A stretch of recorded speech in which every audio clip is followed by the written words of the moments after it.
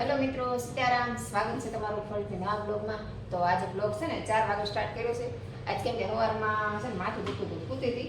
તો અત્યારે તો ફિલ્ટર ચાલુ કર્યું છે અને ફિલ્ટર પાણીમાં ઓલું વેસ્ટ પાણી છે ને ડોલમાં કેમ કે આ એક ફિલ્ટર ભરાય ને ત્યાં 2 ડોલ પાણી નીકળે.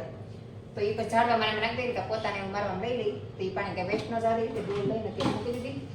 અને ફિલ્ટર હું બને ત્યાં સુધી ભરેલું નથી રાખતી, ખાલી જ રાખું. એક માટલું ભરાય એટલું માટલું ભરાઈ જશે ને એટલે ખાલી રાખું. કેમ કે આ પ્લાસ્ટિકનું હોય તો પ્લાસ્ટિકમાં રાખેલી વસ્તુ નુકસાન કરે એમ બધા કહે, એટલે આપણે બહુ ઉપયોગ નથી કરતા. ખાલી ભરીને ફિલ્ટર ભરીને સીધું માટલું ભરી લઈશ, પછી બંધ કરી દઈશ. અને સવારનું માટલું નથી ભર્યું, જો કે પાણી તો છે પણ માટલું નથી ભર્યું. સવારમાં માથું દુખતું હતું તો ત્યાં જો માથું ધોઈને નાઈ અને વાળ કોરા કરવાનું બાકી છે. આમ તો કામ તો બધું થઈ ગયું, બપોર જમીન પાછી પી ગઈ હતી. તો અત્યારે જાગી મેં દાલ માટલું મેં ભરી લઉં. પછી કપડાં મૂકવાને બાકી તાલો કપડાને મૂકી દઈ. કપડાં તો સવારના ધોવા નાખી દેતા પણ મજા નહોતી ને તો હોઈ ગઈ હતી, પણ કપડાં મૂકવાના બાકી હતા. અને ઓમભાઈ કીધું હતું તો ઓમભાઈ ભૂલી ગયા, તો સવારમાં મેં ઓલા કરી નાખ્યા હતા. હાલો કપડાં મૂકી દઈ, પછી 5 વાગે શાક લેવા જવું પડશે. કામ આજ તો બધા બાકી છે. એમ તો જો કે સવારમાં કચરા પોતાને એવું બનાવી દીધું, ખાલી કપડાં માટલું ભરવાનું એવું નાનું નાનું જ કામ બાકી હતું. મોટું કામ આપણે કરી નહીં થતું. કપડાને બધું મૂકવાઈ ગયું. જાગી ના એમાંથી ધોયું, અમને નાસ્તો આપ્યો. અને ધમુભાઈ હમણાં આવી જશે. કપડા છે ને બહાર તડકો છે ને ત્યાં નાખી દઉં. અહીં પાણી હારો તડકો આવે, હમણાં મુકાઈ જશે ઘડીકમાં, બહાર ન લાગે. સવારમાં બધું તેલ ને બધું સાફ કરી નાખ્યું. રૂપાન મારો છે ભીનો છે હજી. સવાર બધું ઝાપડ ઝાપડ કર્યું, પોતે માર્યા, કચરા કાઢી, કપડાં પૈકી રહી ગયું.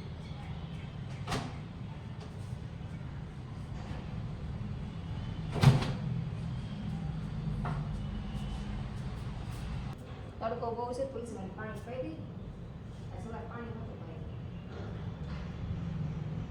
અને અમે હવે તુલસીમાં પાઈ દીધું, પણ આ બધા કુંડા બાકી હતું. એક દિવસ કરમાઈ નહોતું. સવાર પાણી ન પાઈ એટલે બંધ હતો ને જાય.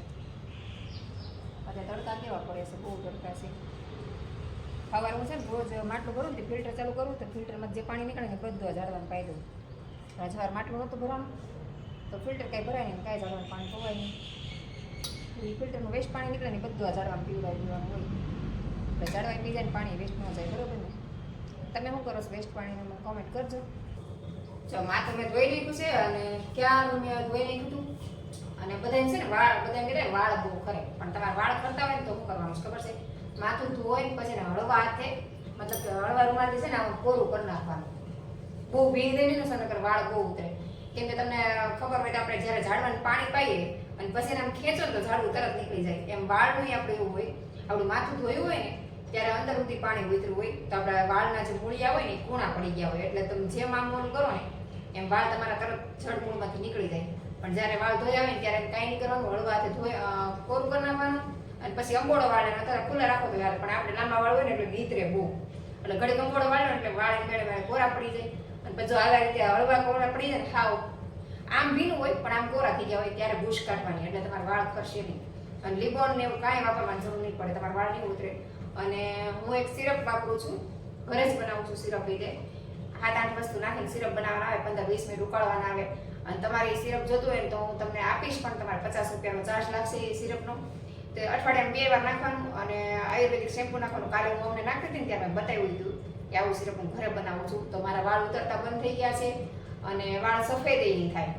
અને તમે જોવો છો મારા વાળ ક્યાંય તમે સફેદ નહીં દેખાય. અત્યારે તમને આમ વાળ થોડા બોલા લાગે ને અને ભૂસ કાઢો ને તો વાળ એટલા બધા નહીં ઉતરે. મતલબ સ્ટાર્ટિંગમાં તમારા વાળ જ્યારે સિરપ કરો ને ત્યારે થોડુંક એમ ઉતરે, પણ જેમ જેમ તમે રોજ નાખતા જાઓ ને એમ તમારા વાળ ઉતરતા બંધ થઈ જશે. મારે પેલા આટલા વાળ ઉતરતા, અત્યારે તમે જોવો ને તો મારા વાળ હાવ ઓછા ઉતરે છે. માથું અઠવાડિયામાં 2 વાર ધોઉં છું, ક્યારેક 1 વાર ધોઉં, પણ જ્યારે ધોઉં ને ત્યારે સિરપ નાખીને ધોઉં તો વાળ આપણા બિલકુલ નહીં ઉતરે. તમારે પણ એક રીતે કરવાનું. જો મારા વાળ મુકાઈ ગયા તો હવે ભૂસ કાઢી લઈશું.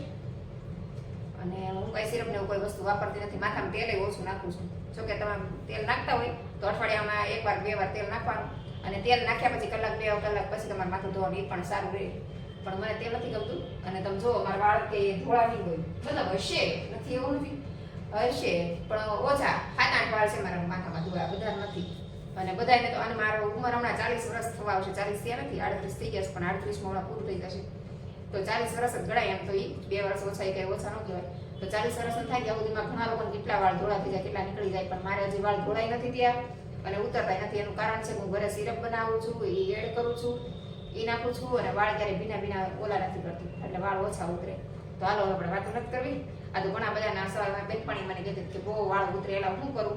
તો મને યાદ આવી દાદા તમને પણ બધાને આઈડિયા આપી દઉં કે વાળ ઉતરે તો હું કરવું ને હું ન કરું. અને બીજી વધારે માહિતી જોતી હોય તો મને કોમેન્ટ કરજો, હું એની પણ તમને માહિતી આપીશ ને વિડીયો પણ બનાવશું આપણે, બરોબર. ઓલા દાંતિયામાં છે જે મોટા દાંતા હોય ને એ યુઝ કરવાના છે, આ યુઝ નથી કરવાના. જ્યારે પહેલી વાર તમે ગુશ કરતા ને ત્યાંની વાત કરું છું. પછી વાળના બે ડિપાર્ટમેન્ટ કરી નાખવાના આ રીતે. લેડીઝોની વાત છે, જેન્ટ્સના તો કંઈ પ્રોસેસ આવતી નથી. અને પછી છે ને આ રીતે તમે હાથને અડાડો તો જો તમારે ઇઝીલી નીકળી જશે. આ રીતે ધીમે ધીમે ઓળું કરવાનું. ધીમે ધીમે એમ લઈ જાઓ વાળને અને આ રીતે કાઢો એટલે તમારા વાળ ઉતરશે નહીં. તમે ઇઝીલી ગુશ વગર તમારા વાળ આમ જો સીધા થઈ જશે. જો થઈ ગયા. તમારે સામે ગુશ કાઢું છું ને, જો આ રીતે ધીરે ધીરે કરવાનું છે. એક આમ નથી કરી દેવાનું તો છે ને વાળની ગુશ થઈ જશે. અને પછી તમારે આમ ખેંચશો ને તો પાછળ ગુશ આખી તોડવી પડે. એટલે આ રીતે તમે ગુશ કાઢશો ને ધીમે ધીમે થોડા થોડા કરતા જવાનું, નીચે નીચે થોડું થોડું ધીમે ધીમે ધીમે આ રીતે આ રીતે કરો ને. જે હવે તમારા વાળ બહુ ઝાઝા નહીં ઉતરે અને ગુશે નહીં થાય વાળમાં. તમને એમ થશે કે વાળમાં તમે ગુશ કાઢી દઈશ. તમને અત્યારે એવું જ લાગતું છે કે મેં વાળમાં ગુશ કાઢેલી છે, પણ અત્યારે હું તમારા સામે ત્યાં ગુશ કાઢું છું. પણ જો આ રીતે ધીરે ધીરે કરવાનું. જો થઈ ગયા એકદમ સરસ રીતે ગુશ નીકળી ગઈ જલ્દી જલ્દી. આ બાજુ તમને બતાવી દઉં. ધીમે ધીમે જ કરવાનું એટલે તમારા વાળ બિલકુલ તૂટશે નહીં. તૂટે એ રીતે નહીં કરવાનું, ધીમે હાથે જ કરવાનું. તો વાળ તમારા ઓછા ઉતરશે, નકર વાળ બહુ ઉતરે. આ રીતે ગુશ કાઢશો તો તમારા વાળ નહીં ઉતરે બિલકુલ, અને વાળમાં ગુશ પણ નહીં થાય. બધા તો એક ઝટકે કાઢવા માંડે ને પછી કે મારા વાળ તૂટી ગયા ને ગુશ થઈ ગઈ એવું થાય. તો એવું બધું કાંઈ નહીં થાય. કાઢી એના વાળનું તમને બતાવું કેટલા નીકળ્યા. જો આટલા વાળ નીકળ્યા. પહેલા મેં તમને એક વાર મારા વાળ બતાવ્યા હતા કેટલા નીકળ્યા. જો આટલા વાળ નીકળે છે. મતલબ હજી તો સિરપ નાખવાની શરૂઆત કરી છે તો મહિના 2 મહિના થયા.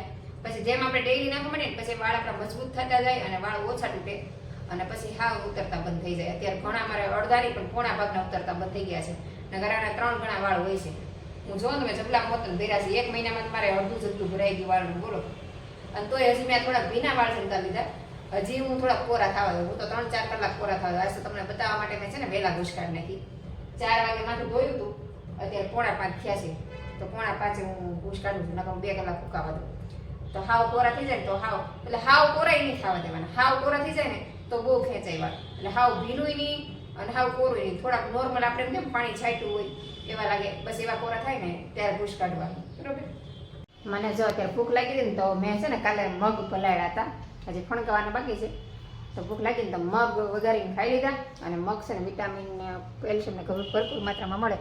અને ઘણા લોકો એમ કહે કે નબળાઈ હોય ને તો ઈંડા ખાઈ તો તાકાત મળે, પણ ઈંડા કરતાં પણ વધારે પ્રોટીન ને ફાઈબર ને એવું બધું છે ને મગમાં હોય છે.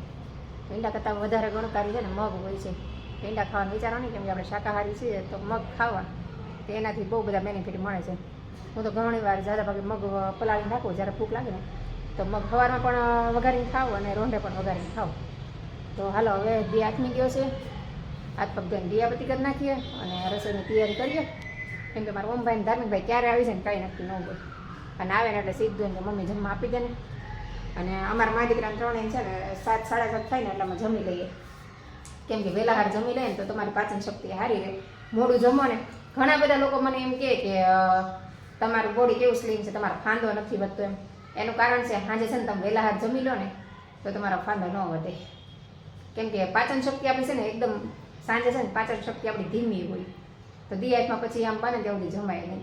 એટલે અમે 7, 7:30 વધીને 8 વાગે જમીએ. 8 વાગ્યા પછી મોડું ન જમીએ. તો તમે પણ જમવાનો સમય વહેલો રાખશો ને તો તમારે પણ ફાંદા વધવાના પ્રોબ્લેમ હોય ને તો નહીં થાય. મેવલના જો બહુ ફાંદો છે, કેમ કે એ 9 વાગે 10 વાગે જમીને પછી અડધી કલાકમાં સૂઈ જાય એટલે એ પ્રોબ્લેમ થાય. કેમ કે પછી તમારે હલનચલન ન હોય, પછી બેસવાનું હોય, બેસો એટલે પછી શું થાય, શરીર વધે. અહીંયા જો છોકરા રમે છે, હમણાં નીચે રમે છે ને તો ઉપર કંઈ આવતા નથી ઘરે, કેમ કે નીચે બધા રમવાની મજા આવી જાય. અને અહીંયા જો બધા બેઠા છે. અમારા આખી શેરીના બધા અહીંયા ભેગા થઈને બેસે. જો ક્યાંય કોઈને ઘરે નહીં જવાનું, બધા અહીં ભેગા થાય અને બેસે. અને ઓમ શિવભાઈ જો સાયકલ ચલાવે છે. અને સુરાબેન ને હસ્તીબેન બે ફૂલ રેકેટ રમે છે. એ બધા રમે છે ને હું ઊભી જોઉં છું. અને રસોઈ બનાવવાનું શરૂ કરી દીધું છે. ચા મૂકી દીધી છે. થોડીક મેથી પડી હતી ને તો મેં કીધું મેથી પડી ફૂંકાઈ જશે ને એને બદલે થેપલા બનાવી નાખું. તો થેપલાનો લોટ મેં બાંધી દો ને ચા મૂકી દીધી. હું ઘડીક બાર છોકરા જતા હતા ને ત્યાં તમે અહીંયા જો ચા મૂકી દીધી છે. અને ચા હું ખાલી કહેવા પૂરતી જ નાખું છું, ખાલી કહેવાય ચાનો ટેસ્ટ આવે એમ. એ બાને દૂધ ગરમ થાય, એકલા દૂધની ચા બનાવું, એમાં અડધી ચમચી ચા નથી નાખતી, અડધી ચમચી ખાંડ, અડધામાંથી અડધી ચમચી ચા, એટલે ખાલી ચાનો ટેસ્ટ આવે, બાકી ચા નહીં. કેમ કે ચા આપણા શરીરને બહુ જ હાનિકારક છે, બહુ નુકસાન કરે. રાતે તમને નિંદારે ન આવે, કેમ કે એમાં અફીણનો ભાગ આવે એટલે ચા હું પીતી નથી. જો કે અમે 2 જણા નથી પીતા, છોકરાને ચા દૂધમાં નાખવા માટે મેં ખાલી થોડીક ચા મૂકી છે, એટલે દૂધ થોડું ગરમ થઈ જાય ને એટલે. અને મેં તો થેપલા, ચટણી અને છાશ અથવા તો દહીં પીએ. અને અહીંયા જો આપણે થેપલાનો લોટ બાંધી નાખ્યો છે. હવે 2 છોકરા આવે ને તો એને બેન ગરમા ગરમ બનાવી દેતી જઈશ, પણ મેં ચા બનાવી રાખી દઉં ને તો સેજ ગરમ કરીને દૂધ અંદર એડ કરી દેવા છે, કેમ કે ચા બનતા વાર લાગે. અને થેપલા તમારે ગરમા ગરમ જ દેવાનું ને, અત્યારે અંધારું થઈ ગયું છે. આપણે દિયા બધી કરી જશે તો હું બહાર કરી ઊભી છું. હવે નવુભાઈને વાટ જોઉં છું ક્યારે આવે એમ. અને અહીંયા જો મારા સંતરા સારા ઓલા મોસંબીની સાલ સારી સુકાઈ ગઈ છે, પણ તોય મેં પછી આવીને રહેવા દીધી. અને આ સાઈડ જો અહીંયા દાડમની છાલ ઉકાવા મૂકી છે. આ હજી થોડીક ઓલી છે, હજી બહુ કડકડી નથી થઈ.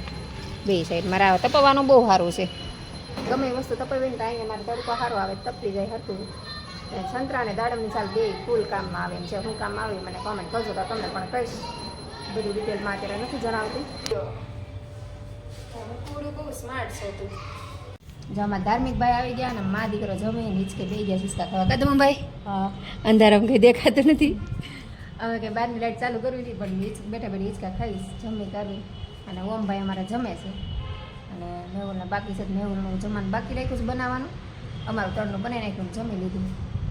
ઓમભાઈ જમે છે, હાલો બધા જમવા. કદમ ભાઈ હિંચકા ખાવાની મજા આવે ને, ઉનાળા જેવું લાગવા માંડ્યું. કહી તમે અમારો ઓમભાઈ જો જમી કરવીને ફોન લઈને બેસી ગયા છે. અને ધમભાઈ અમારા વાંચવા બેસી ગયા, અને મેહુલે આવી ગયા. જો હાલો તમારું બની જ ગયું, બે જાઓ. તો મેહુલે આવી ગયા છે, એની હાટું હું બનાવું છું ગરમા ગરમ થેપલા. તો અહીંયા જો થેપલા બનવાનું ચાલુ છે. મેહુલ આવી ગયા, તમે તેને આપી દઉં, લે વળી ગયું. થઈ ગયું રેડી. થેપલા છે ને ગરમા ગરમ હોય ને તો મજા આવે. મેહુલ ક્યારેક ગરમા ગરમ બે, ક્યારેક ન બે. કા હાલો બે જાઓ એટલે આપી જ દઉં. 9 વાગે ક્યાં મેહુલે જમી લીધું. ઊંચા નીચું ખાલી મેહુલ જમા એટલું મૂકવાનું બાકી છે. મેહુલે જમ્યા ત્યારે વાસણ અને પ્લેટફોર્મને બધું સાફ કરી નાખ્યું, અને કામ કરીને નવરા થઈ ગયા અને થાકી ગયા 9 વાગ્યા ત્યાં. તો બસ આજનો દિવસ તો આપણે આવો રહ્યો. અને હા, એક વાત તો ખાલી કહેવાની ભૂલાઈ ગઈ. આજે મારે ફેસબુકમાં 5K મતલબ કે 5000 ફોલોવર્સ કમ્પ્લીટ થઈ ગયા છે. તો થેન્ક યુ સો મચ. તમારા બધાને ખૂબ ખૂબ આભાર. આપણે ઇન્સ્ટાગ્રામમાં પણ 12K કમ્પ્લીટ થઈ ગયા છે, ફેસબુકમાં 5K કમ્પ્લીટ થઈ ગયા છે, અને હવે આપણે યુટ્યુબમાં 10K કમ્પ્લીટ કરવાના છે. તો ફટાફટ આપણે યુટ્યુબવાળા ફેમિલી બધા સપોર્ટ કરવા માંડો એટલે આપણે 10K કમ્પ્લીટ થઈ જાય, એટલે બધું લેવલમાં આવી જાય. તો પ્લીઝ વિડીયો જોજો, લાઈક કરજો, શેર કરજો. ચેનલ પર નવા હોય તો ચેનલને સબસ્ક્રાઈબ કરવાનું ભૂલતા નહીં. તો ચાલો આજનો વ્લોગ આપણે પૂરો કરશું. તો તમને મારા વ્લોગ પસંદ આવ્યો હોય તો લાઈક, શેર અને સબસ્ક્રાઈબ કરી દેજો. તો આપણે ફરીથી મળશું કાલે નવા વ્લોગ સાથે. ત્યાં સુધી good night, Sitaram, bye bye.